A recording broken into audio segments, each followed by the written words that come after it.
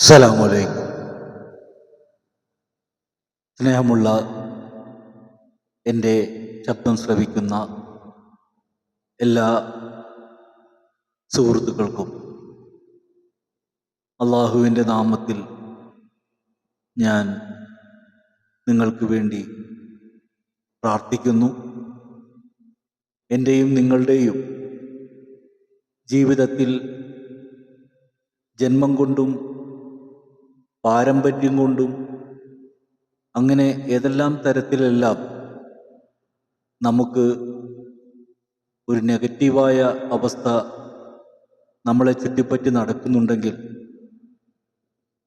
നമ്മുടെ പ്രാർത്ഥന കൊണ്ട് അള്ളാഹു അത് സ്വീകരിച്ച് നമ്മുടെ കുടുംബത്തിലുള്ള സർവ്വവിധ പ്രയാസങ്ങളും പ്രശ്നങ്ങളും തടസ്സങ്ങളും പ്രാക്ദോഷങ്ങളും എല്ലാം നമ്മിൽ നിന്ന് അകന്നു പോകട്ടെ എന്ന് പ്രത്യേകം ദുആ ചെയ്തുകൊണ്ട്, എന്താണ് ഇസ്ലാം? ഇന്ന് പൊതുവെ തെറ്റിദ്ധരിപ്പിച്ചു കൊണ്ടിരിക്കുന്ന ഒരുപാട് ആളുകളെ നമുക്ക് കാണാൻ കഴിയുന്നുണ്ട്. ഇസ്ലാം എന്ന് പറയുന്ന ആ ഒരു മതത്തിൻ്റെ ചട്ടക്കൂടുകളിൽ ഒതുങ്ങിക്കഴിഞ്ഞ് മുന്നോട്ടു പോകുന്ന പലതരം വിഭാഗങ്ങളുണ്ട്. പലർക്കും പല ആശയങ്ങളാണ്. അവരെല്ലാവരും അവരവരുടെ ആശയങ്ങൾ വിളിച്ചു കൂവുമ്പോൾ എല്ലാവരും ഒരു മതത്തിൽ നിന്നുകൊണ്ടാണ് സംസാരിക്കുന്നത്. യഥാർത്ഥത്തിൽ ഇസ്ലാമിൻ്റെ ശത്രു ഇസ്ലാം നാമധാരികളായ ചില വ്യക്തികൾ മാത്രമാണ്. അതിന് അവരവരുടേതായ എന്തെങ്കിലും ഒരു പോരായ്മകൾ അവർക്കുണ്ടായി കാണും, അല്ലെങ്കിൽ മറ്റെന്തെങ്കിലും നേട്ടങ്ങൾ കൊണ്ട് ചാടിപ്പോകുന്നവരുണ്ടാകും. ഒരു കഥ ഞാൻ ഓർക്കുകയാണ്. കുറേ വർഷങ്ങൾക്ക് മുമ്പ് കേട്ട ഒരു കഥ. നമ്മുടെ ഈ ഇന്ത്യ രാജ്യം ബ്രിട്ടീഷുകാരുടെ കയ്യിൽ കിടന്ന് അമ്മാനമാടുന്ന സമയത്ത് അവർക്കെതിരെ ശക്തമായി നിലകൊള്ളുന്ന മുസ്ലിങ്ങൾ, അതായത് ഒരു പ്രശ്നം വന്നു കഴിഞ്ഞാൽ ഒറ്റക്കെട്ടായി നിന്നുകൊണ്ട് പ്രതികരിക്കുന്ന മുസ്ലിങ്ങളെ ഭിന്നിപ്പിക്കാൻ വേണ്ടി പെണ്ണും പണവും കൊടുത്തുകൊണ്ട് ഇസ്ലാമിലുള്ള ഒരാളെ വശീകരിച്ച് അയാളിൽ നിന്ന് ഒരു ഇംഗ്ലീഷുകാരൻ ഖുർആൻ്റെ എല്ലാ ആശയങ്ങളും മനസ്സിലാക്കുകയും അതിനെ വളച്ചൊടിച്ച് ജനങ്ങൾക്കിടയിൽ ഭിന്നിപ്പുണ്ടാക്കുന്ന ഒരു സാഹചര്യത്തെ കൊണ്ടുവരുന്ന ഒരു കഥ ഞാൻ കേട്ടിട്ടുണ്ട്. ഇത് ആര് പറഞ്ഞു എന്നുള്ളത് ഓർമ്മയിൽ കിട്ടുന്നില്ല. കുറേ വർഷങ്ങൾക്ക് മുമ്പ് ചെറുപ്പത്തിൽ കേട്ട ഒരു കാര്യമാണ്. അങ്ങനെ ഉണ്ടോ ഇല്ലയോ എന്നുള്ളത് എനിക്കറിയില്ല. എങ്കിൽ കേട്ട് ആരോ നല്ലൊരു പ്രധാനപ്പെട്ട ഒരു വ്യക്തി പറയുന്നതായിട്ടാണ് എൻ്റെ ഓർമ്മയിലുള്ളത്. അവിടെ മുതൽ ആ ഭിന്നിപ്പ് തുടങ്ങി എന്നുള്ളത് വാസ്തവമാണ്. കുറേ പുത്തൻ പ്രസ്ഥാനക്കാർ അങ്ങനെ ഇസ്ലാമിലേക്ക് കടന്നു വന്നു. മൊത്തത്തിൽ ഇസ്ലാമിൻ്റെ ആശയങ്ങൾ പരിശോധിക്കുമ്പോൾ പല മതവിഭാഗത്തിൽപ്പെട്ടവരും അതിൻ്റെ ഓരോ പോയിന്റുകൾ എടുത്ത് സംസാരിക്കുമ്പോൾ പലതരത്തിലുള്ള തർക്കങ്ങൾ അതിൽ കാണാൻ കഴിയുന്നുണ്ട്. അള്ളാഹുവിൻ്റെ റസൂല് പ്രബോധനം നടത്തിക്കൊണ്ട് മുന്നോട്ട് കടന്നു വരുമ്പോൾ അവരുടെ കൂടെ ഉണ്ടായിരുന്ന ഒരുപാട് സഹാബത്തുക്കളുണ്ട്. അത്തരം സഹാബത്തുക്കളിൽ കുറേ പേരുകൾ നമുക്കറിയാം. വെള്ളിയാഴ്ച ജുമാഅക്ക് പള്ളിയിൽ ചെന്ന് കയറിയാൽ ഖുതുബ ഓതുന്ന സമയത്ത് അമീറുൽ മുഅ്മിനീൻ എന്ന് പറഞ്ഞുകൊണ്ട് ഒരുപാട് ആളുകളുടെ പേരുകൾ പറയുന്നത് കേൾക്കാം. ആ പേരുകൾ പറയുമ്പോൾ റളിയല്ലാഹു അൻഹു എന്ന് പറയുന്നതും കാണും. അബൂബക്കർ സിദ്ദീഖ് റളിയല്ലാഹു അൻഹു, ഉമർ റളിയല്ലാഹു അൻഹു, ഉസ്മാൻ ഇബ്നു അഫ്ഫാൻ, ഇങ്ങനെയൊക്കെയുള്ള കുറേ പേരുകൾ നമുക്ക് കേൾക്കാം. ഇവരെല്ലാവരും പ്രവാചകന്റെ കൂടെ ഉണ്ടായിരുന്ന സഹാബത്തുക്കളാണ്. ഒപ്പം റസൂലിൻ്റെ കരളിൻ്റെ കഷ്ണമായ ഫാത്തിമ ബീവിക്ക് വരനായി വന്ന വീരപ്പുലി എന്ന് വിശേഷിപ്പിക്കുന്ന അലി റളിയല്ലാഹു അൻഹു, അവരും നബിയെ പിൻപറ്റിക്കൊണ്ട് മുന്നോട്ട് വന്ന ഒരു ധീരനായ യോദ്ധാവാണ്. മറ്റുള്ളവരെല്ലാവരും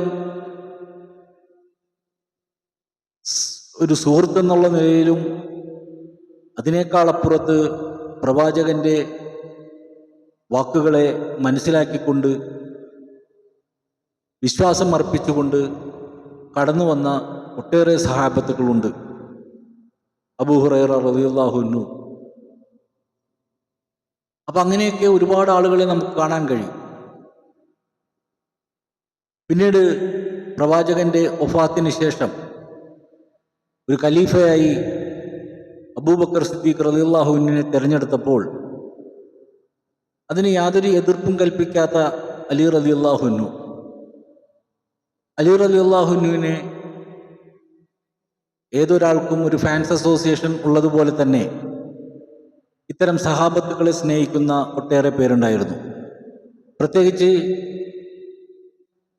അലി റളിയല്ലാഹു അൻഹുവിനോട് വളരെയധികം ബഹുമാനം പുലർത്തിയിരുന്ന കുറേ ആളുകളുണ്ടായിരുന്നു. അതിന് കാരണം ഫാത്തിമ ബീവിയെ വിവാഹം കഴിച്ചത് കൊണ്ട് തന്നെയാണ്. റസൂലിൻ്റെ മകളാണല്ലോ. അപ്പോൾ ഏറ്റവും വലിയ പ്രധാനി അലി റളിയല്ലാഹു അൻഹു ആണെങ്കിൽ റസൂലിൻ്റെ ഏറ്റവും നല്ല സുഹൃത്ത്, കൂട്ടുകാരൻ അബൂബക്കർ സിദ്ദീഖ് റളിയല്ലാഹു അൻഹു ആണ്. എന്തിനേറെ പറയുന്നു, ഒരു ചരിത്രം ഞാൻ ഓർക്കുകയാണ്. ഈ നമസ്കാരം എങ്ങനെ ഉണ്ടായി എന്നുള്ളൊരു കഥ പറയുന്നുണ്ട്. ആ കഥ എല്ലാവർക്കും അറിയാം. അവിടെ ഞാൻ കേട്ട ഒരു കാര്യം, ഈ ഏഴാനാകാശത്ത് പോയി അള്ളാഹുവിനെ കണ്ടുകൊണ്ട് നിസ്കാരവും വാങ്ങി അങ്ങനത്തെ ഒരു സംഭവം നടക്കുമ്പോൾ പ്രവാചകൻ ഒന്ന് ചിന്തിച്ചു, ഞാൻ ഈ അനുഭവിച്ച കാര്യം ആരോട് പറയും? നബിക്ക് പോലും ഒരു സംശയം വരികയാണ്, ഞാൻ ഈ അനുഭവിച്ച കാര്യം പറഞ്ഞാൽ ആരാണ് വിശ്വസിക്കുന്നത് എന്നുള്ളൊരു സംശയം വന്നപ്പോൾ അവിടെ നിന്നുണ്ടായ ശരീരി എന്ന് പറയുന്നത് അബൂബക്കർ സിദ്ദീഖ് റളിയല്ലാഹു അൻഹുവിനോട് പറയാനാണ്. ഇത് ഞാൻ വന്ന വഴികളിൽ കേട്ടറിഞ്ഞ ഓരോ ആലിമ്യങ്ങളും ഓരോ സ്ഥലങ്ങളിൽ പ്രസംഗിച്ച് കേട്ട അറിവുകളാണ് ഞാൻ സംസാരിക്കുന്നത്. അതിൻ്റെ പൂർണ്ണമായ രൂപമൊന്നും എനിക്കറിയില്ല. കാരണം ഞാൻ ആലിമ്യങ്ങളുടെ സംസാരങ്ങളൊക്കെ കേട്ടുപോയിട്ടുള്ളൂ.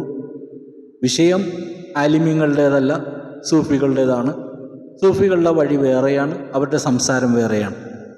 അവർക്ക് ഭൗതികപരമായ വിഷയങ്ങളോ രാഷ്ട്രീയപരമായ വിഷയങ്ങളോ സംസാരിക്കാൻ താല്പര്യമില്ല.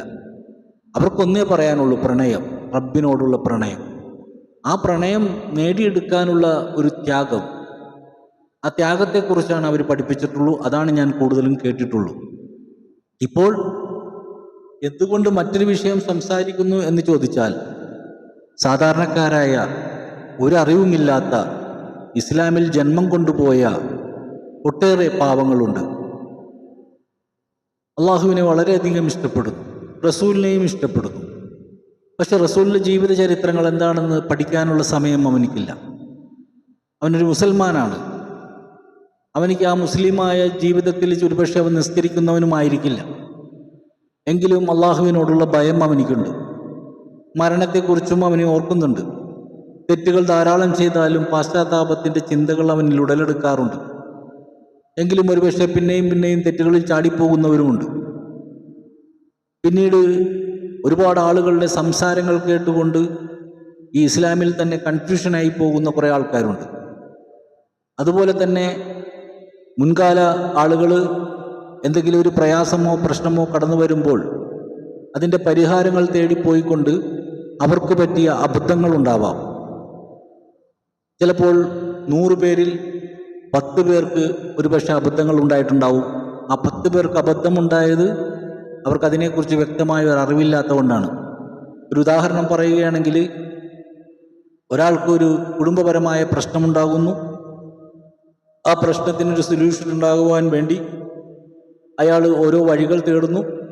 അപ്പോൾ ഒരാൾ പറയുന്നു, ഏർവാടിയിൽ പോയി അവിടുത്തെ ഇബ്രാഹിം ബാത്തിഷയുടെ ദർഗയിൽ പോയി ഒന്ന് ദുആ ചെയ്യൂ എന്ന് ആരെങ്കിലും പറഞ്ഞാൽ, ഒരുപക്ഷെ ആ മനുഷ്യൻ അതിനെക്കുറിച്ച് പൂർണ്ണമായും അറിയാതെ ആ ഏർവാടി ഇബ്രാഹിം ബാത്തിഷ എന്ന് പറയുന്ന അവരെക്കുറിച്ച് വ്യക്തമായ ഒരു പഠനവും ഇല്ലാതെ തനിക്ക് വിശ്വാസമുള്ള ഒരാൾ പറഞ്ഞതിൻ്റെ അടിസ്ഥാനത്തിൽ അദ്ദേഹം ഇവിടുന്ന് വണ്ടി കയറി വളരെ ദൂരം യാത്ര ചെയ്ത് ആ ദർഗയിലെത്തുമ്പോൾ ഒരുപക്ഷെ അവിടുത്തെ ചടങ്ങുകൾ അല്ലെങ്കിൽ അവിടുത്തെ കാഴ്ചകളൊക്കെ അദ്ദേഹത്തിൻ്റെ വിശ്വാസങ്ങളെ തകർക്കുന്നതായിരിക്കും.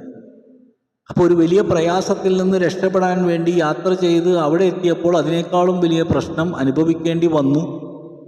തന്മൂലം അദ്ദേഹം തിരിച്ചു വന്നുകൊണ്ട്, ഞാൻ അവിടെ ചെന്ന് കഴിഞ്ഞപ്പോൾ എന്തൊക്കെയാണ് അവിടെ കണ്ടത്. അതോടുകൂടി അയാളുടെ വിശ്വാസം ഇങ്ങനെ നഷ്ടപ്പെട്ടുകൊണ്ടിരിക്കുമ്പോഴായിരിക്കും മറ്റൊരു വിഭാഗം അത്തരം ദർഗകളിൽ നടക്കുന്ന അനാചാരങ്ങളെക്കുറിച്ച് സംസാരിക്കുകയും, അത്തരം അനാചാരങ്ങളെക്കുറിച്ച് സംസാരിക്കുമ്പോൾ ഇത്തരം ഖബറുകളൊക്കെ വെച്ച് പൂജയാണെന്നൊക്കെ പറഞ്ഞുകൊണ്ട് പ്രസംഗിക്കുന്ന മറ്റൊരു വിഭാഗത്തിന്, ആ മറ്റൊരു വിഭാഗത്തിൻ്റെ പ്രസംഗം കേൾക്കുമ്പോൾ ഇയാൾ ചിന്തിക്കും, ഇതാണ് ശരിയായ പാർട്ടി.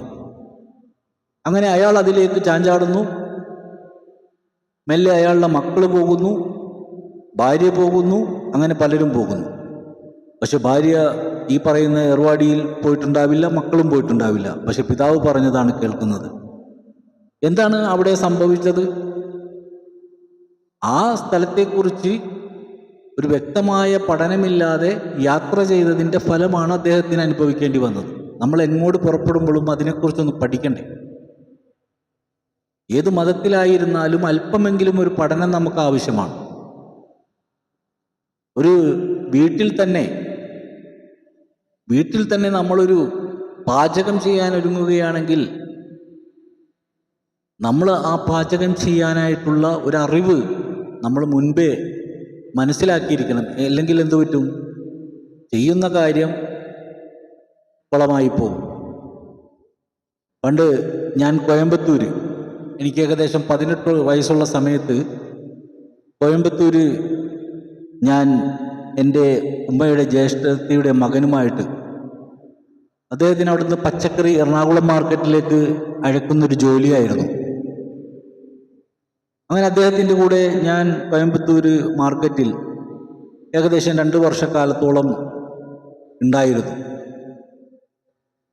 അങ്ങനെ അദ്ദേഹത്തിൻ്റെ അടുക്കൽ എത്തപ്പെട്ടപ്പോൾ സ്വന്തമായിട്ട് പാചകം ചെയ്ത് ഭക്ഷണം കഴിക്കുന്ന ഒരു രീതിയാണ് അവിടെ ഉള്ളത്.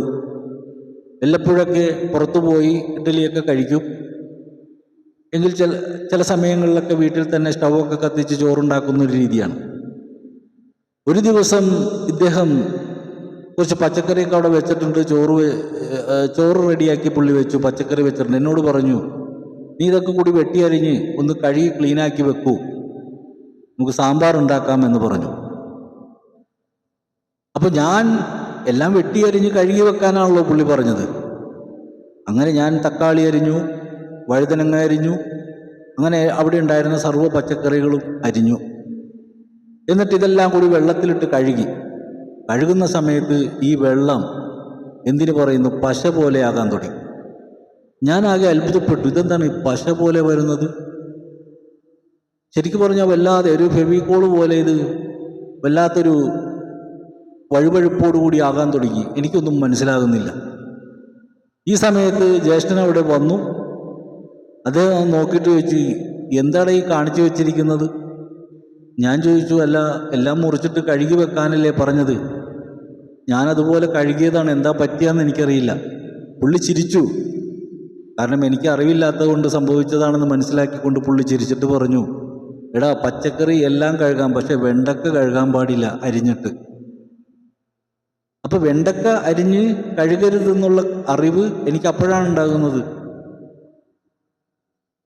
അപ്പം എന്നതുപോലെ ഒരു കാര്യത്തെക്കുറിച്ച് വ്യക്തമായ ഒരു അറിവില്ലാതെ ചെയ്യുമ്പോൾ അത് ഈ പറഞ്ഞ പോലെ പശ പോലെയാകും. അതാണിപ്പോൾ നമ്മുടെ ഇസ്ലാമിൽ സംഭവിച്ചുകൊണ്ടിരിക്കുന്നത്. എവിടെ തൊട്ടാലും ഒരു വളവളപ്പ്. ആ വളവളപ്പുണ്ടാക്കാനായിട്ട് ഖുർആനൊക്കെ മനഃപ്പാടമാക്കിയ കുറേ ആൾക്കാരുണ്ട്. ഇവരൊക്കെ ഖുർആൻ്റെ എന്താ പറയുക, പരിശുദ്ധ ഖുർആൻ്റെ അർത്ഥങ്ങളൊക്കെ വ്യക്തമായി പഠിച്ചത് ഇവിടുത്തെ അലിമീങ്ങളൊന്നുമല്ല. അത് ചില പേരുള്ള ആൾക്കാരാണ്. അവർക്കാണ് അതിൻ്റെ അർത്ഥം മനസ്സിലായത്. ആ മനസ്സിലായ ആൾക്കാർ എങ്ങോട്ട് പോയി എന്ന് നോക്കിയേ, മുസ്ലിമിനെ ശരിയാക്കാനല്ല പോയത്, മറിച്ച് അവരെ കാണുന്നത് വേറെ സമുദായത്തിൻ്റെ ബ്രാൻഡുകളിലാണ്. അവർക്ക് ബൂസ്റ്റപ്പ് ചെയ്യാനാണ് ഇവർ മത്സരം നടത്തുന്നത്. ഇത് കേട്ടുകൊണ്ട് പുറകിലിരുന്ന് ചിരിക്കുന്ന അത്തരം ആളുകളെ നമുക്ക് കാണാൻ കഴിയും. അപ്പോൾ യഥാർത്ഥത്തിൽ ഇവിടെ ക്രിസ്ത്യൻ ഒരു സമുദായമുണ്ടെങ്കിലും, ഹിന്ദു എന്ന് പറയുന്ന മറ്റൊരു സമുദായമുണ്ടെങ്കിലും, ഇസ്ലാം എന്ന് പറയുന്ന ഒരു സമുദായമുണ്ടെങ്കിലും, യഥാർത്ഥത്തിൽ ഈ പറയുന്ന രണ്ട് വിഭാഗങ്ങൾ, അതായത് ക്രിസ്ത്യനായാലും ഹിന്ദു ആയാലും, അതിൽ ഹിന്ദുക്കളിൽ വളരെ ചുരുങ്ങിയ കുറച്ചാളുകൾ ഇസ്ലാമിൻ്റെ ശത്രുക്കളാണ്. ക്രിസ്ത്യൻസിലും അതുപോലെ തന്നെ കുറച്ചാളുകൾ ഇസ്ലാമിൻ്റെ ശത്രുക്കളാണ്. അത്തരം ശത്രുവാകുന്നതിൻ്റെ കാരണങ്ങളാണ് നമ്മൾ പരിശോധിക്കേണ്ടത്. എന്തുകൊണ്ട് ഇവരിങ്ങനെയായി? എന്തുകൊണ്ടാണ് ഇവർ ഇത്രയും മോശമായ രീതിയിൽ വിമർശനങ്ങൾ ഉന്നയിക്കുന്നത്? പലരെയും നമുക്കിതിൽ കാണാൻ കഴിയും. അപ്പോൾ ഇത്തരം ഇവരുടെ എല്ലാം വാദപ്രതിവാദങ്ങളും വാക്കുതർക്കങ്ങളും ആക്ഷേപങ്ങളും പ്രവാചക നിന്ദയും എന്ന് വേണ്ട സർവ്വവിധ വിഷയങ്ങളും എടുത്തിട്ട് ഇങ്ങനെ അലക്കുമ്പോൾ താഴെ കമൻ്റ് നോക്കിക്കഴിഞ്ഞാൽ ഒരു വിഭാഗം അവരെ സപ്പോർട്ട് ചെയ്തുകൊണ്ട് കമൻ്റ് ഇടുന്നത് കാണുന്നുണ്ട്. അത്തരം കമൻറ്റുകൾ കാണുന്നത് ഏറ്റവും അധികം ഞാൻ കണ്ടിട്ടുള്ളത് ചില സംഘടനയിൽപ്പെട്ട വ്യക്തികളുടെ കമൻറ്റുകളായിട്ടാണ് എനിക്കതിനെ കാണാൻ കഴിഞ്ഞിട്ടുള്ളത്. അല്ലാതെ ഇവിടെ മനുഷ്യരായി ജീവിക്കുന്ന, കുടുംബമായി ജീവിക്കുന്ന, സാഹോദര്യത്തോടുകൂടി ജീവിക്കുന്നവരൊന്നും അത്തരം വിഷയങ്ങളിൽ ഇടപെടാറില്ല, കമൻ്റ് ഇടാറുമില്ല. അപ്പോൾ അറിവില്ലാത്തവൻ്റെ കമൻറ്റുകളാണ് നമുക്കതിൽ കാണാൻ കഴിയുന്നത്. അപ്പോൾ സാധാരണക്കാരായ ആളുകൾ, സാധാരണക്കാരായ വ്യക്തികൾ അതിലേക്കൊന്ന് എത്തി നോക്കുമ്പോൾ അവരൊന്ന് പതറിപ്പോകും. റസൂലിൻ്റെ പേര് കേൾക്കുമ്പോൾ സല്ലല്ലാഹു അലൈഹി വസല്ലം എന്ന് ഒരു വിറയലോടെ പഠിച്ച മനുഷ്യൻ അതേ പ്രവാചകനെ വളരെ മോശമായ രീതിയിൽ സംസാരിക്കുന്നത് കേൾക്കുമ്പോൾ അവൻ്റെ ചങ്കൊന്ന് തകരും. പക്ഷെ അവനിക്ക് പ്രതികരിക്കാൻ കഴിയുന്നില്ല. അപ്പോൾ ഇസ്ലാമിൻ്റെ വിഷയങ്ങളുമായി ബന്ധപ്പെട്ടുകൊണ്ട് മദ്രസയിൽ മനുഷ്യനെ കൊല്ലാൻ പഠിപ്പിക്കുന്നു, ഒരു കാഫിറിനെ കൊല്ലാൻ പഠിപ്പിക്കുന്നു, ഒരു അമുസ്ലിമിനെ എവിടെ വെച്ചെങ്കിലും കണ്ടാൽ അവനെ കൊല്ലുക എന്ന് പഠിപ്പിക്കുന്നു. അപ്പോൾ ഒത്തുപള്ളിയിൽ വളരെ ചുരുങ്ങിയ കാലം പോയെങ്കിലും ഏറ്റവും അധികം എന്നെപ്പോലെയുള്ള, ഞാൻ സ്നേഹിച്ചത് എൻ്റെ വീടിൻ്റെ തൊട്ടടുത്തുള്ള ശാസ്ത അമ്പലം, ആ അമ്പലത്തിലെ ഭക്തിഗാനം കേട്ട് ഉണരുകയും എന്നും പ്രഭാതത്തിൽ പമ്പയാറ് പിറക്കുന്നു എന്ന് തുടങ്ങുന്ന ഗാനങ്ങളൊക്കെ കേട്ടുകൊണ്ട് എന്നും ഉണർന്നുകൊണ്ട് ആ അമ്പലത്തിൽ ഒരു ഉത്സവം വന്നാൽ ആ ഉത്സവത്തിൽ ഒരു പങ്കാളിയായിക്കൊണ്ട് അവിടുത്തെ ചുറ്റു വിളക്കുകൾ കത്തിക്കാനും അതിൽ തിരിയിടാനും ഒക്കെയായിട്ടൊക്കെ ഓടി നടന്ന ആ ഒരു ചെറുപ്രായം, അതൊരു വല്ലാത്ത നൊസ്റ്റാൾജിയ. സത്യത്തിൽ എൻ്റെ ജീവിതത്തിലുണ്ടായ, ഞാൻ എൻ്റെ സ്കൂൾ ജീവിതം തൊട്ട് ഞാൻ ആത്മീയമായ ചിന്ത വരെ എത്തിയ എൻ്റെ ജീവിതത്തിൻ്റെ ഒരു കഥ തന്നെ സിനിമയായി ഉണ്ട്.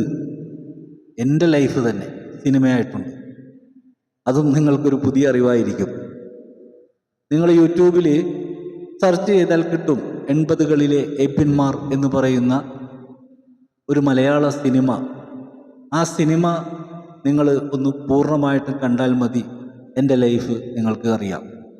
അതിൻ്റെ ക്ലൈമാക്സിൽ കാണിക്കുന്ന ആ പെൺകുട്ടിയെ വിവാഹം കഴിക്കുന്ന ഭാഗം ഒഴിവാക്കി കഴിഞ്ഞാൽ ആ പെൺകുട്ടിയെ ചികിത്സിക്കുന്ന ഭാഗം വരെയും പൂർണ്ണമായിട്ടും നടന്ന കാര്യങ്ങളാണ്. കഥയിൽ ഒരു വ്യത്യാസം കൊണ്ടുവന്നു മാത്രം, ബാക്കിയെല്ലാം കറക്റ്റാണ്. അതിലൊരു സംഭവമുണ്ട്. ഒരമ്പലത്തിൽ വിളക്ക് കത്തിക്കാൻ പാതിരാക്ക് കയറുന്ന ഒരു സംഭവം. അത് ദൂരെയൊന്നുമല്ല, SRM റോട്ടിലെ ശാസ്ത അമ്പലം. ആ അമ്പലത്തിലുണ്ടായ ഒരു വിഷയമാണ്. കാരണം ആ അമ്പലത്തിലെ ഉത്സവമാണ് എൻ്റെ ജീവിതത്തിലെ ഏക സന്തോഷം. കാരണം എൻ്റെ വീടൊരു നരകമായിരുന്നു. കാരണം സ്വസ്ഥമായി സമാധാനമായി എൻ്റെ കുട്ടിക്കാലം കടന്നുപോയിട്ടില്ല.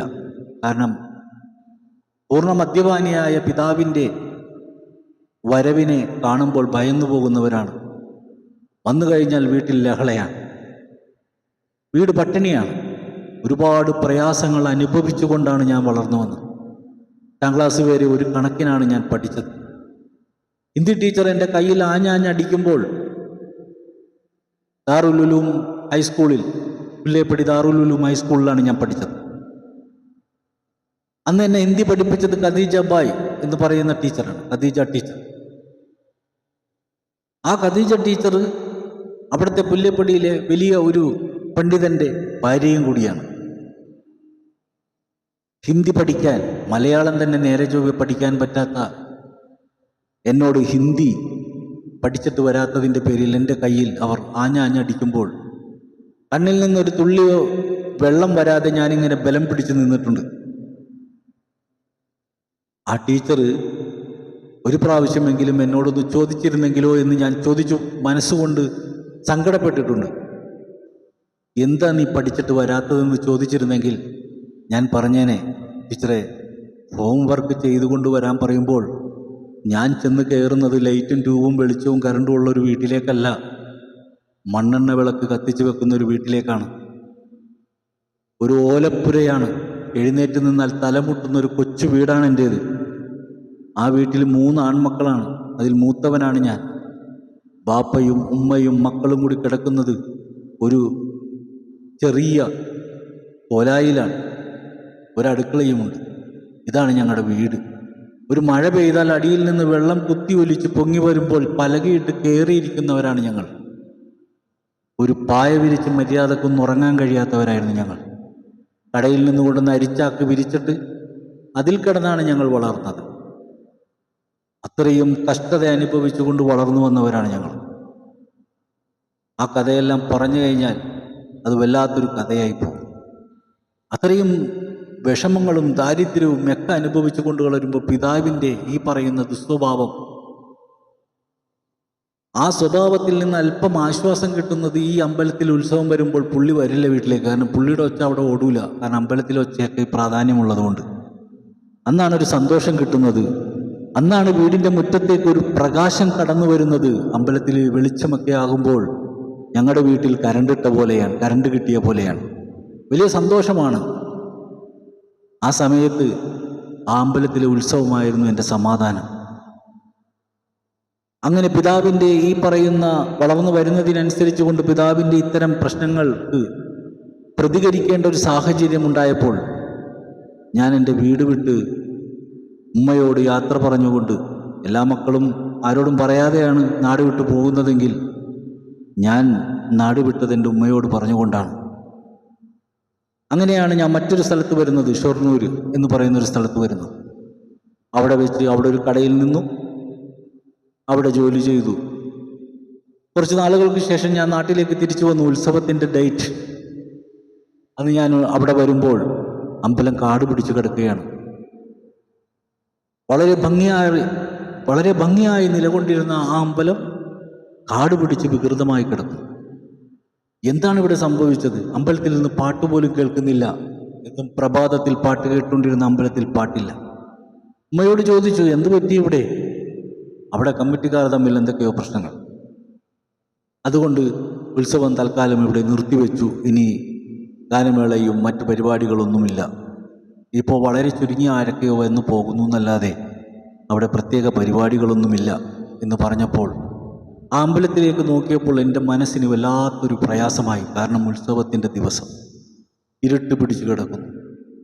മറ്റേത് എങ്ങനെയല്ല, ചുറ്റുവിളക്ക് കൊണ്ട് അലങ്കരിക്കപ്പെട്ട് വളരെ ആകർഷകമായ രീതിയിൽ നിൽക്കുന്ന ആ അമ്പലം ഇരുണ്ടു നിൽക്കുന്ന അവസ്ഥ കണ്ടപ്പോൾ എനിക്കത് താങ്ങാൻ കഴിഞ്ഞില്ല. അങ്ങനെ രാത്രിയിൽ ആരും അറിയാതെ മതിൽ ചാടി അതിൻ്റെ ചുറ്റുവിളക്ക് മുഴുവനും കത്തിച്ചവനാണ് ഈ ഞാൻ. നേരം വെളുക്കുന്നതിന് മുമ്പായി എല്ലാ വിളക്കും ഞാൻ അണച്ചു. ഞാൻ മതിൽ ചാടി ഇപ്പുറത്ത് വന്നു. ഇത് എനിക്ക് മാത്രം അറിയുന്നൊരു കഥയാണ്. എങ്കിലും വളരെ അത്ഭുതകരമായൊരു സംഭവം ഉണ്ടായി.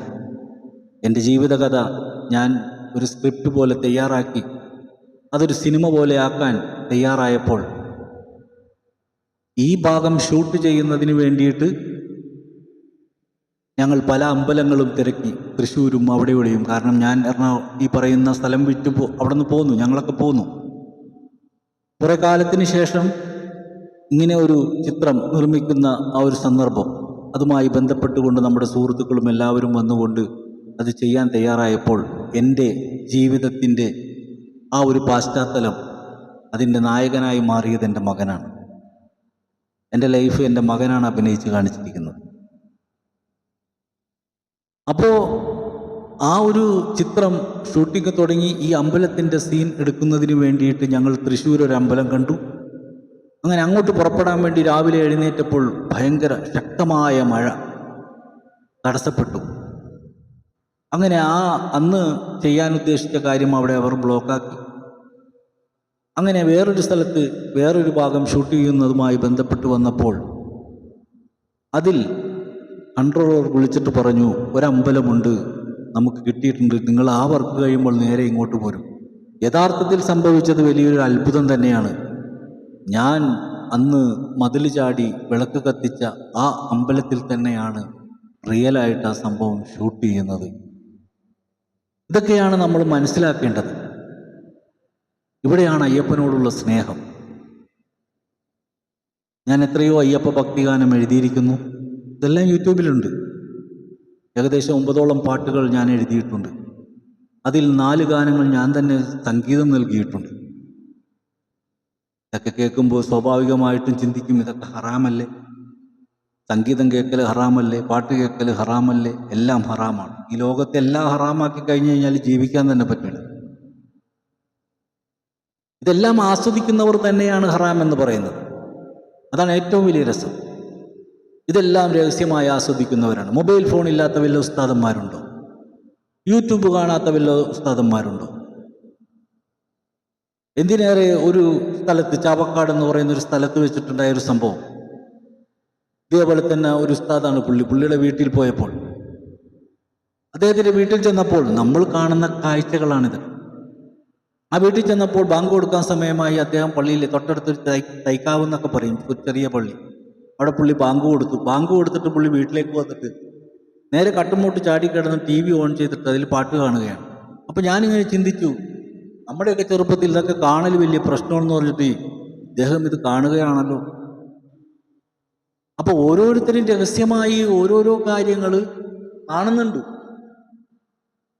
ഒരു പണ്ഡിതനെ പ്രസംഗത്തിന് വേണ്ടി കൊണ്ടുവന്നു. ഞാൻ അദ്ദേഹത്തിൻ്റെ പേരൊന്നും പറയുന്നില്ല. അദ്ദേഹത്തിനെ പ്രസംഗത്തിന് വേണ്ടി കൊണ്ടുവന്നു. അദ്ദേഹം പ്രസംഗിച്ചു. എന്താ പ്രസംഗിക്കുന്നത്? അക്കാലത്ത് ഈ മംഗളം, മനോരമ അതുപോലെയുള്ള വാരികകളൊക്കെ ഉണ്ടായിരുന്നു. ഇതൊക്കെ വായിക്കുന്ന സ്ത്രീകളും ഉണ്ടായിരുന്നു, ആഴ്ചപ്പതിപ്പ്. അപ്പം അത് ആഴ്ചയിൽ കാത്തിരിക്കുന്ന സ്ത്രീകളുണ്ട്. ഇടയ്ക്ക് ഞാനും അത് നോക്കാറുണ്ട്. എന്താ നോക്കാറുള്ളത്? എൻ്റെ ചെറുപ്പത്തിലെ കാര്യമുണ്ടോ പറയുന്നത്? വാരഫലം. ഉച്ചവരെയും കാര്യസാധ്യം, ഉച്ച കഴിഞ്ഞാൽ കാര്യതടസ്സം. ഇതാണ് എന്നും കാണാറുള്ളത്. അപ്പം ഇത് ജീവിതത്തിൻ്റെ ഒരു ഭാഗം പോലെ, വേലിയേറ്റം വേലിയിറക്കം പോലെ എല്ലാവർക്കും ഇതുണ്ട്. അപ്പോൾ അങ്ങനെ അദ്ദേഹം പ്രസംഗിക്കുകയാണ്. എന്താ കാര്യം? ഈ സ്ത്രീകൾ ഈ മംഗളം, മനോരമയൊക്കെ വായിക്കുന്നതിനെതിരെ അദ്ദേഹത്തിൻ്റെ ഒരു ബോധവൽക്കരണ ക്ലാസ്സാണ്. എന്താണ് ഈ വാരികയിലുള്ളത്?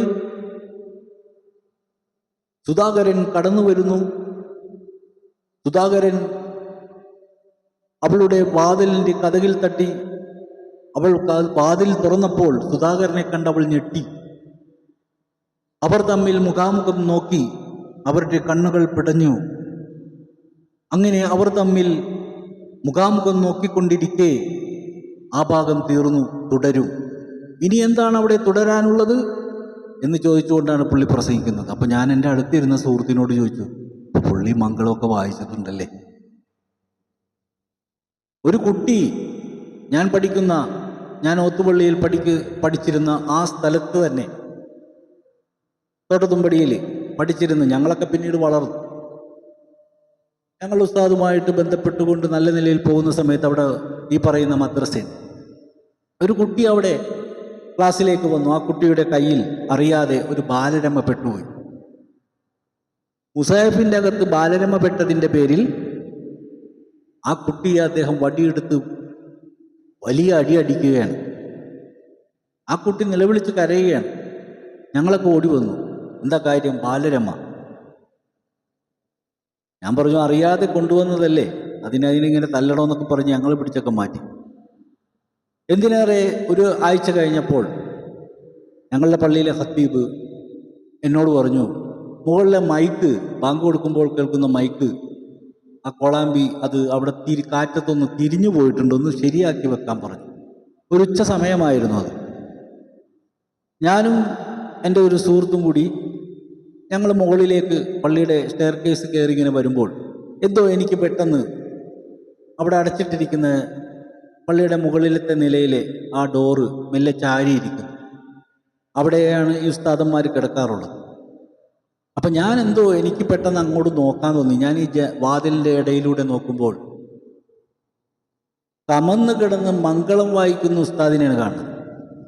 ഇത് കണ്ടപടി എനിക്ക് ഭ്രാന്തായി. അപ്പോൾ തന്നെ ഞാൻ അതിൻ്റെ അകത്ത് കയറി അയാളുടെ ഷർട്ടിൻ്റെ കുത്തിനടക്കം പിടിച്ച് ആ പുസ്തകം അടക്കം അയാളെ വലിച്ച് താഴെ കൊണ്ടുവന്നു. ബഹളം കേട്ട ആളുകൾ കൂടി കാര്യം ബോധിപ്പിച്ചു. ഒരു ബാലരമ കൊണ്ടുവന്നതിൻ്റെ പേരിലാണ് ഒരു കുട്ടിയെ ഇയാൾ ക്രൂരമായി തല്ലിയത്. ഇയാൾ ഇവിടെ ഇരുന്ന് മംഗളം വായിക്കുക. അങ്ങനെ അയാൾ അവിടുന്ന് പറഞ്ഞു വിട്ട സംഭവങ്ങളൊക്കെ ഉണ്ടായിട്ടുണ്ട്. ഇതൊക്കെ കുറേ വർഷങ്ങൾക്ക് മുമ്പാണ് കേട്ടോ. അപ്പോൾ നമ്മളിങ്ങോട്ട് മുന്നോട്ട് പോരുന്ന സമയത്ത് ഓരോരോ സംഭവങ്ങളും ഈ മൊയ്യാക്കന്മാരെ കുറിച്ച് പറയാനാണെങ്കിൽ ഒരുപാട് കാര്യങ്ങൾ പറയാനുണ്ട്. അപ്പം നമ്മുടെ ജോലി അതല്ല, കുറ്റം പറയലല്ല, അങ്ങോട്ടും ഇങ്ങോട്ടും പരിഹസിക്കലല്ല. ഞാൻ പറയുന്നത്, നമ്മൾ തെറ്റ് നോക്കിപ്പോയാൽ തെറ്റ് തന്നെ കാണാൻ പറ്റുള്ളൂ. നമ്മളെ സംബന്ധിച്ചിടത്തോളം തെറ്റുകളുണ്ട് ഈ ലോകത്ത്. ആ തെറ്റിൻ്റെ ചില ഭാഗങ്ങളാണ് നമ്മളെന്ത് ചെയ്യുന്നു? നമ്മൾ ശരിയെ തേടി പോകുന്നു. ഈ തെറ്റുകൾക്കിടയിലൂടെയാണ് നമ്മൾ ശരി തേടുന്നത്. നമ്മൾ ശരിയെ തേടുക. തെറ്റുകൾ അങ്ങനെ പലരും പറയാനുണ്ടാവും, പല രീതിയിലുണ്ടാവും, പലതും കാണാൻ പറ്റും. അത് കണ്ടുകൊണ്ട് അത് ശരിയല്ലാത്ത ഒരുത്തൻ അവിടെ എന്തോ കാണിച്ചെന്നും പറഞ്ഞ് ആ പ്രസ്ഥാനം, ആ മതം ശരിയല്ലാതെ ആകുന്നുണ്ടോ? ഇവിടെ കോമ്പറ്റീഷൻ മത്സരങ്ങളൊക്കെ നടന്നിട്ടുണ്ട്. ഇപ്പം ഷിയ വിഭാഗത്തിനെ കുറിച്ചും റസൂലിന് അബൂബക്കർ സിദ്ദീഖിന് റളിയല്ലാഹുവിന് അത് കൊടുത്തപ്പോൾ അലി റളിയല്ലാഹുവിൻ്റെ ആൾക്കാർക്ക് ദഹിച്ചില്ല എന്ന് പറഞ്ഞുകൊണ്ട് പരസ്പരം അങ്ങോട്ടും ഇങ്ങോട്ടും ഉണ്ടായ കർബല യുദ്ധങ്ങളൊക്കെ എടുത്ത് പരിശോധിച്ച് കഴിയുമ്പോൾ മൊത്തത്തിൽ പ്രശ്നങ്ങളാണ്. നമ്മൾ അതൊന്നും വീക്ഷിക്കണ്ട. അതെല്ലാം എല്ലാവരിലും ഈഗോ എന്ന് പറയുന്ന സാധനമുണ്ട്. കിബറില്ലാത്തൊരു മനുഷ്യനെയാണ് അള്ളാഹ്ക്ക് ആവശ്യം. നമ്മുടെ ഉള്ളിൽ നിന്ന് നമ്മുടെ കിബറുകളെ കളയുക. നമ്മൾ ജനിച്ചു, മരിക്കുന്നത് വരെ നമ്മുടെ മുമ്പിൽ ജീവിതമുണ്ട്. ആ ജീവിതം മുന്നോട്ട് കൊണ്ടുപോകുമ്പോൾ ചില തെറ്റുകുറ്റങ്ങളൊക്കെ പറ്റും. തെറ്റാണെന്ന് മനസ്സിലായാൽ തിരുത്താൻ ശ്രമിക്കുക. അങ്ങനെ നമ്മുടെ ഹൃദയശുദ്ധി വരുത്താൻ ശ്രമിക്കുക. മറ്റുള്ളവരോട് നല്ലത് പറയാനായിട്ട് പരിശ്രമിക്കുക. കേൾക്കുന്നില്ലെങ്കിൽ അവരവരുടെ വഴിക്ക് പോട്ടെ. നിർബന്ധിച്ച് ആരെയും ഒന്നും പറഞ്ഞ് വശീകരിക്കാൻ നിൽക്കണ്ട. ഇന്നത്തെ വിഷയം നമ്മുടെ റൂട്ട് മാറിപ്പോയി. ഞാൻ ആരെയും കുറ്റപ്പെടുത്തിയതല്ല, കണ്ട കാഴ്ചകൾ പറഞ്ഞതാണ്. അപ്പോൾ കുറ്റങ്ങൾ ആരോപിക്കാനാണെങ്കിൽ ഒരുപാട് പറയാനുണ്ടാവും. അപ്പോൾ കുറ്റങ്ങൾ ആരോപിച്ച് രസിക്കലല്ല നമ്മുടെ ജോലി. അങ്ങനെ രസിക്കണവർ അവിടെ കിടന്ന് രസിച്ചോട്ടെ. പക്ഷേ ഇസ്ലാമായി ജനിച്ചതിൻ്റെ പേരിൽ ആ സൂക്ഷ്മതകളോടുകൂടി നമുക്ക് മുന്നോട്ട് യാത്ര ചെയ്യുമ്പോൾ നമ്മൾ അനുഭവിക്കേണ്ട കാര്യങ്ങളെല്ലാം അതൊന്നും തെറ്റല്ല. എന്താണ് നമുക്ക് അനുഭവിക്കാനുള്ളത്? അപ്പം നമ്മൾ അനുഭവിക്കാനുള്ള കാര്യങ്ങൾ നമ്മുടെ തലയിലേക്ക് വരും. അത് നല്ലതാണോ ചീത്തയാണോ എന്ന് ചിന്തിക്കാനുള്ള കഴിവ് നമുക്ക് തന്നിട്ടുണ്ട്. അതുകൊണ്ട് അത്തരം ഓരോ കാര്യങ്ങളിൽ ഇടപെട്ടു പോകുമ്പോഴും നമ്മൾ ചിന്തിക്കുക, നമ്മൾ ശരിയിലൂടെയാണോ പോകുന്നത്, തെറ്റിലൂടെയാണോ പോകുന്നത്. ഒന്നോ രണ്ടോ പ്രാവശ്യമൊക്കെ നമുക്ക് ഈ പറഞ്ഞ മിസ്റ്റേക്കുകളൊക്കെ സംഭവിക്കും. തുടർന്ന് സംഭവിക്കാതിരിക്കാൻ ശ്രദ്ധിക്കുക. എൻ്റെ ജീവിതത്തിലും അതൊക്കെ ഉണ്ടായിട്ടുണ്ട്. നമ്മളും അത്തരം തെറ്റുകളിൽ നിന്ന് തൗബ ചെയ്തുകൊണ്ട് നേരായ വഴിയിൽ സഞ്ചരിക്കാൻ ശ്രമിക്കുകയാണ്. ഇന്നത്തെ വിഷയം വളരെ നീണ്ടുപോയി. കാരണം അങ്ങനത്തെ ഒരു വിഷയമാണ് ചർച്ച ചെയ്തത്. ആരെയും വേദനിപ്പിക്കാനോ വിഷമിപ്പിക്കാനുള്ള കുറ്റവാളികളും നല്ല ആളുകളും ഒക്കെ ഉണ്ട് ഈ ലോകത്ത്. ഇവിടുത്തെ നല്ലൊരു ശതമാനം ആൾക്കാർ ജീവിക്കുന്നത് കുറ്റവാളികളെ കൊണ്ടാണ്. പോലീസായാലും കോടതിയായാലും വക്കീലന്മാരായാലും ഇൻവെസ്റ്റിഗേഷൻ ഡിപ്പാർട്ട്മെൻറ്റുകളിലുള്ള ഒട്ടേറെ ആളുകളൊക്കെ CBI അടക്കം അവർക്കെല്ലാവർക്കും സാലറി കിട്ടുന്നത് ഈ കുറ്റവാളികൾ ഉണ്ടായതുകൊണ്ടാണ്. അപ്പോൾ കുറ്റവാളികളെ പ്രോത്സാഹിപ്പിക്കലല്ല, ഒരു ശരിയുണ്ടാകാൻ ഒരു തെറ്റുണ്ടാകും, അത് അതിൻ്റെ വഴിക്ക് നടക്കട്ടെ, അതിൻ്റെ നിയമങ്ങളുണ്ട്, ആ നിയമങ്ങൾ അതിൻ്റെ വഴിയിൽ കൊണ്ടുപോകട്ടെ. നമ്മുടെ കാര്യം എന്താണെന്ന് ചോദിച്ചാൽ നമ്മുടെ ഒരു ദിവസത്തെ ജീവിതം നമുക്ക് സൂക്ഷ്മമായിട്ട് മാറ്റാൻ കഴിയുമോ? ആരെയും വേദനിപ്പിക്കാതെ, ആരെയും പ്രയാസപ്പെടുത്താതെ, ആരെയും കുറ്റപ്പെടുത്താതെ, ഒരു മതത്തെയും നിന്ദിക്കാതെ നമ്മുടെ കുടുംബത്തിലെ മക്കൾക്കും നമുക്കും നമ്മുടെ ജീവിതത്തിൻ്റെ മരണത്തെ കണ്ടുകൊണ്ട് അസ്തഗ്ഫിറുല്ലാഹിൽ അലീം അല്ലദീ ലാ ഇലാഹ ഇല്ലാ ഹുവൽ ഹയ്യുൽ ഖയ്യൂം എന്നുള്ള പ്രാർത്ഥനയോടെ നമുക്ക് മുന്നോട്ട് പോകാം. മറ്റുള്ളവരോട് എന്തെങ്കിലും പറയട്ടെ, നമ്മുടെ വിശ്വാസം നമുക്ക് വലുതാണ്. അതാരുടെയും തലയിൽ അടിച്ചേൽപ്പിക്കാനുള്ളതല്ല, അതിൻ്റെ പേരിൽ ആരെയും കൊല്ലാനും അല്ല. നമ്മളെ കൊല്ലലാണ്, നമ്മളിലുള്ള ദുഷ്ട ചിന്താഗതികളെ കൊല്ലലാണ്, നമ്മളിലുണ്ടാകുന്ന കിബറുകളെ കൊല്ലലാണ്, നമ്മളിലുണ്ടാകുന്ന മോശം കാഴ്ചപ്പാടുകളെ കൊല്ലലാണ്. അതെല്ലാം കൊന്നു മാറ്റി ഒരു കുളത്തിലെ അഴുക്കുകൾ കംപ്ലീറ്റ് എടുത്ത് കളയുമ്പോൾ ആ കുളം വൃത്തിയാകുന്നത് പോലെ മനസ്സിൻ്റെ അകത്ത് കിടക്കുന്ന സർവ്വ അഴുക്കുകളും കളഞ്ഞ് മനഃശുദ്ധി വരുത്തി പരിശുദ്ധമായ ഒരു ആത്മാവ് നമുക്കുണ്ടാകട്ടെ എന്ന് പ്രാർത്ഥിച്ചുകൊണ്ട് തൽക്കാലം നിർത്തുന്നു. സ്നേഹപൂർവ്വം ഷാജി യൂസഫ്.